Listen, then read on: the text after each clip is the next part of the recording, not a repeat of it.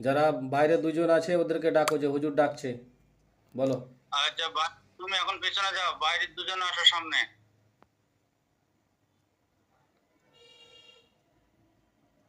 সামনে এসো, কথা কও।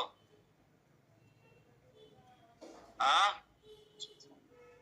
আচ্ছা এসছে। আচ্ছা। আচ্ছা, এই রুগীটার আহ, তোমরা কেন থাকো? কেউ পাঠিয়েছে না কি? জিজ্ঞেস করেন তো হজরত।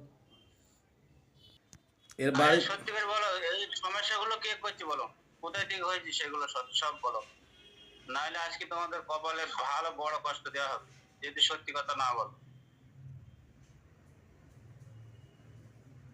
কথা কো।